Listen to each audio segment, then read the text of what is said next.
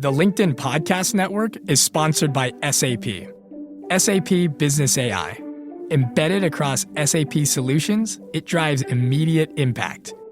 From Joule, your digital assistant, to AI-powered capabilities portfolio-wide, make confident decisions using your own data. SAP Business AI. Revolutionary technology, real-world results. That's SAP Business AI. LinkedIn presents. Now, think of the political arguments we hear today. How often do we try to understand where the other side is coming from and publicly acknowledge that if we were in their shoes, we might feel and even act the same way? How often do we end our comments with the phrase, "as I understand it," or recognize in some other way that we might be wrong, or at least not entirely right? Not very often.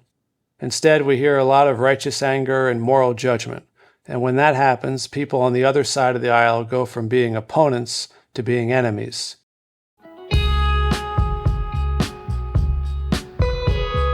It's Thursday. I'm Michael Kovnat, and this is the Next Big Idea Daily. Big ideas from big thinkers in under 15 minutes. Now, in case you haven't heard, we've got a presidential election coming up in less than 2 weeks. And as a reminder, you can already vote in much of the country. The race is incredibly close, and whatever happens, you can bet that almost half the country is going to be pretty upset. In a time of nearly paralyzing political division, the ties that keep Americans connected seem threadbare and worn like never before. To better understand how we can rebuild a sense of common purpose, Francis Barry went on an epic road trip on the long-forgotten Lincoln Highway that he recounts in the book Backroads and Better Angels, a journey into the heart of American democracy. Francis is a Bloomberg opinion columnist and former chief speechwriter for New York City Mayor Michael Bloomberg. Here he is to share some of his big ideas.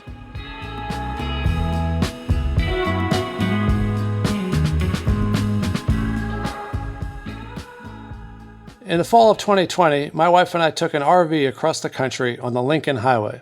Never heard of the Lincoln Highway? You're in good company. It's mostly forgotten now, but it was dedicated in 1913 as America's first transcontinental route, zigzagging through small towns and big cities from New York City to San Francisco. Our idea was to talk with people along the way about the deep divisions facing the country over politics, race, religion, and seemingly everything else. And our hope was to gain a better understanding of what holds America together. The Lincoln Highway begins in Manhattan, not far from where Lincoln delivered the speech that launched him to the White House in 1860. That speech, which opposed the spread of slavery, is most remembered for its closing words, "Let us have faith that might makes right." But the rest of that sentence is just as important. Lincoln continued, "And in that faith let us to the end dare to do our duty as we understand it." Those last few words, "as we understand it," reflected Lincoln's awareness of his own fallibility. He knew he might be wrong, and he was willing to say so. Throughout his life, and especially during the Civil War, Lincoln refused to engage in self-righteousness. Even though he believed slavery to be a moral abomination, he recognized that white Southern support for it was tied up in self-interest. And he said of white slaveholders, "They are just what we would be in their situation." Now, think of the political arguments we hear today. How often do we try to understand where the other side is coming from and publicly acknowledge that if we were in their shoes, we might feel and even act the same way? How often do we end our comments with the phrase, "as I understand it," or recognize in some other way that we might be wrong, or at least not entirely right? Not very often. Instead, we hear a lot of righteous anger and moral judgment. And when that happens, people on the other side of the aisle go from being opponents to being enemies, evil enemies. In his first inaugural address, Lincoln said, "We are not enemies, but friends. We must not be enemies." And what does friendship require? Listening, patience, understanding, and, maybe most of all, an awareness that when we have disagreements with friends, we are not always 100% in the right. That awareness, that little bit of humility, can go a long way towards bridging divides and strengthening national unity. America is in a permanent state of adolescence. And let me explain. In Utah, I visited the Museum of Art at Brigham Young University to see an exhibit called Becoming America. The curator told me that the inspiration for the exhibit was the idea that, as he said, America is always in the process of becoming something new, so that every day, every generation, America is becoming itself. I thought his phrase, becoming itself, was so perfect because it reflects the fact that America and our identity as Americans has never been fixed. We were the first country in the world to be founded not based on an ethnicity or a religion or the divine right of a king, but on an idea that all people are created equal.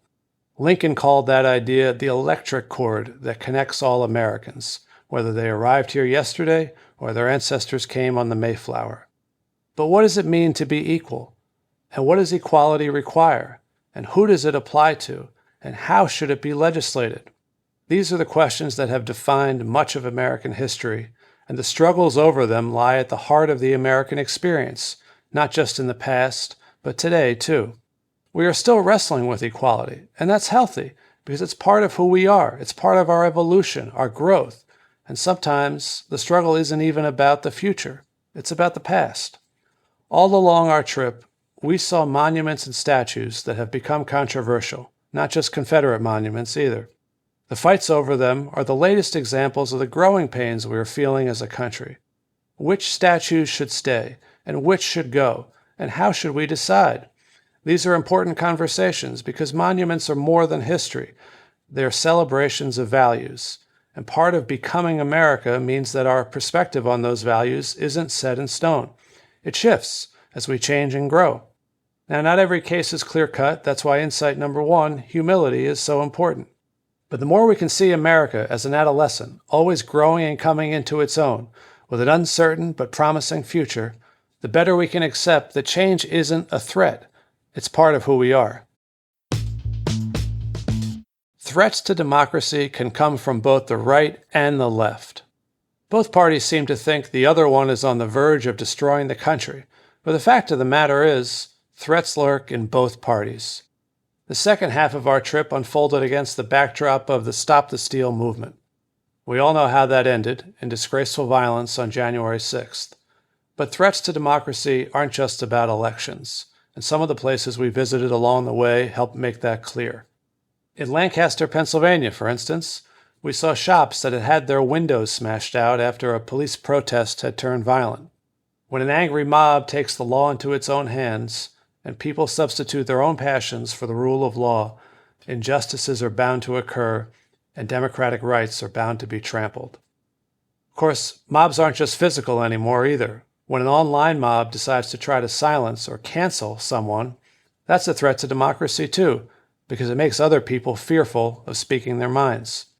Lincoln hated mobs, and he spoke out against them at a time when it was politically risky to do so. He said that when mobs are allowed to riot and run roughshod over the rule of law, quote, "this government cannot last." Threats to democracy take many shapes, and the challenge for all of us is, can we recognize a threat when it emerges from our own side, and are we willing to speak out against it, as Lincoln did, even when other members in our party are not? The survival of democracy depends on people who understand that, as John F. Kennedy said, sometimes party loyalty asks too much. Extreme partisanship isn't just a problem, it's a problem we can overcome.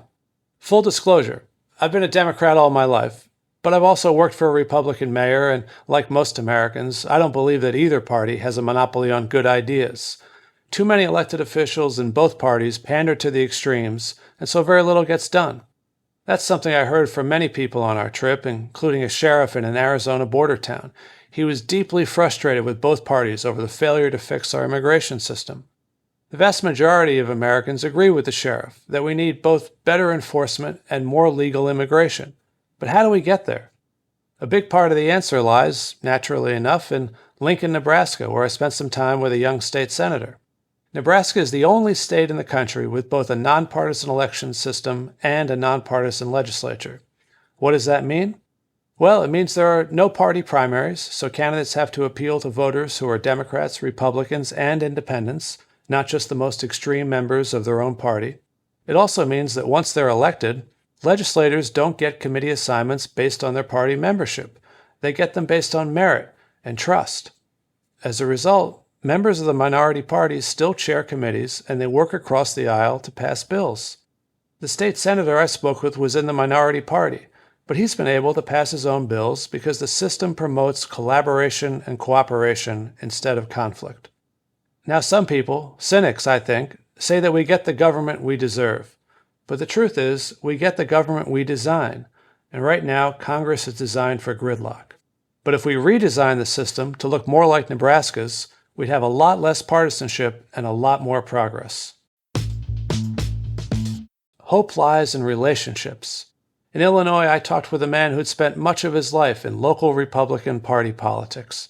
He told me he'd recently been out for a beer with a friend who spent most of his life in local Democratic Party politics. And the friend said to him, it's just not fun anymore. You can't have conversations without someone walking away angry. I heard similar things from many other people who are frustrated by the anger and division in the country, but I also heard a way out of it. In South Bend, Indiana, I spoke with a volunteer at an abortion clinic, April Ladinsky. She's passionately pro-choice, but she knows that the two sides mostly talk past each other, and so she decided to invite a group of pro-life women to her home for a conversation. Now, some of April's friends and allies criticized her for sitting down with the other side, the enemy. That was painful for her to hear, but when the group met, they learned something important. They weren't going to change each other's minds, but they liked each other, and they continued meeting, and they even decided to write an essay for the local newspaper about their experience and the value of meeting face-to-face and listening to each other. They wrote, "This activism involves personal risk. It requires openness to admitting gaps in our knowledge and our need for self-education. However, it can benefit every area of politics. We recommend this work, which is full of pleasure and rich with possibility." In other words, when we put personal relationships above political righteousness, we treat each other more civilly, and instead of weakening or even losing friendships, we strengthen them. April and her group represent what we need more of in American politics, the better angels of our nature, as Lincoln said, and our trip left me more convinced than ever that those angels are within all of us. Thank you, Francis. Okay, everyone, get yourself a copy of Backroads and Better Angels at your favorite bookstore. And don't forget to vote. If you're not sure where your polling place is, go to vote.org. If you got something from today's show, how about giving us a rating or review in your podcast player to help others find it? And remember, if you want to have big ideas like this right in your pocket, head over to your app store and download the Next Big Idea app. I'm Michael Kovnat. See you tomorrow.